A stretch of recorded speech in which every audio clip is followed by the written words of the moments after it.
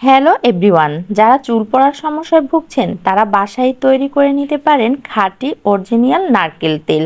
ভেজাল মুক্ত এবং 100% খাঁটি এই নারকেল তেলটা বাসায় তৈরি করে নিতে পারবেন মাত্র 30 মিনিট সময়ের মধ্যে। আর এই তেলটা আমাদের জন্য খুবই উপকারী। তো চলো কথা না বাড়িয়ে রেসিপিটা দেখে নেই। নারকেল তেল বানানোর জন্য নারকেলে গ্যাস হয়েছে সেই নারকেলটাই পারফেক্ট হয়। আমি এখানে 6টা নারকেল ভেঙে নিয়েছিলাম আর এই নারকেলটা ডিপ ফ্রিজে রাখা ছিল। এখন আমি বের করে নিয়েছি। এই নারকেলটা বের করার পরে প্রায় 15 মিনিটের মতন বাহিরে রেখে দিতে হবে। আমার হাতে সময় ছিল না, তাই আমি পানিতে ভিজিয়েই উঠিয়ে নিচ্ছিলাম। কিছু সময় রাখার পরে চাকু দিয়ে এভাবে খোঁচা দিলেই আর কি এই নারকেলগুলো অনায়াসে কিন্তু উঠে যাবে। আগেই বলেছি আমার হাতে সময় ছিল না, তাই আমি পানিতে ভিজিয়ে নিয়েছিলাম। আর আপনারা ফ্রিজ থেকে বের করে 15 থেকে 10 মিনিটের মতো বাইরে রাখলেই দেখবেন এভাবে উঠে আসবে। তো আমি সবগুলো নারকেল উঠিয়ে নিয়েছি আর এই যে আচাগুলো আমি ফেলে দিব।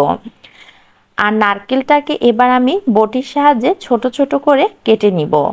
এই কেটে নেওয়ার কাজটা কিন্তু অবশ্যই করতে হবে, তাহলে ব্লেন্ডার করতে সুবিধা হবে।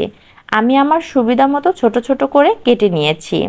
এরপরে ব্লেন্ডারে নারকেলের টুকরোগুলো দিব আর পানি দিয়ে দিব। একটু পানির পরিমাণটা দিতে হবে বেশি, তাহলে নারকেলটা পেস্ট হবে ভালো।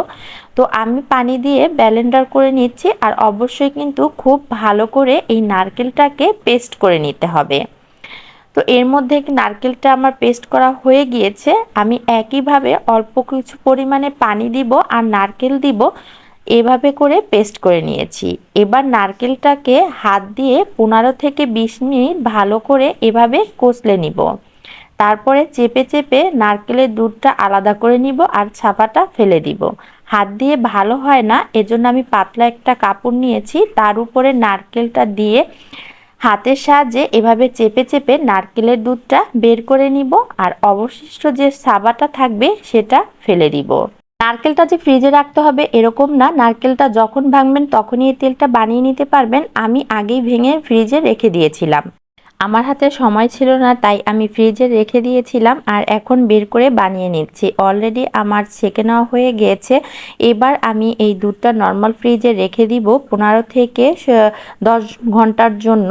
তো আমি বিকেলবেলা রেখেছিলাম আর পরের দিন বিকেলবেলা বের করে নিয়েছি। নারকেলের যে তেলটা থাকে সেই তেলটা কিন্তু জমে উপর দিয়ে একদম শক্ত হয়ে গিয়েছে, দেখেই বুঝতে পারছেন। তো এবার আমি হাত দিয়ে এই তেলগুলোকে উঠিয়ে নিব, জমাট বাঁধা যে অংশটা আছে সেগুলোকে উঠিয়ে নিব।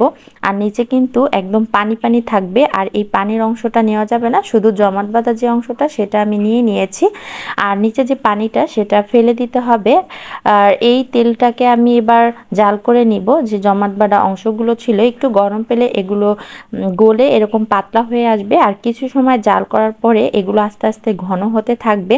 আর বেশ কিছু সময় জাল করার পরে উপর দিয়ে একটু একটু তেলও উঠে এসেছে। আর যখন এভাবে তেল উঠে আসবে তখন চুলার আঁচটা একটু কমিয়ে দিতে হবে।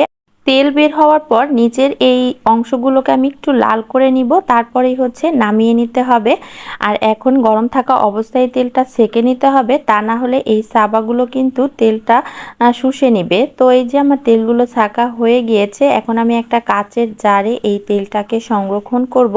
এই পিওর খাঁটি তেলটা মাথায় সপ্তাহে 3 থেকে 4 দিন ইউজ করলে চুল পড়া বন্ধ হয়, চুল লম্বা হয়, চুল ঘন ও কালো হয়। আর এই তেলটা শুধু যে মাথায় ব্যবহার করা যায় এরকমটা না, এই তেলটা ওয়েট লসে অনেক উপকারী। চা বা কফির সাথে এই তেলটা কিন্তু মিলিয়ে খেতে পারেন। তো বন্ধুরা, কেমন লাগলো ভিডিওটা? ভালো লাগলে পাশেই থাকবেন। আল্লাহ হাফেজ।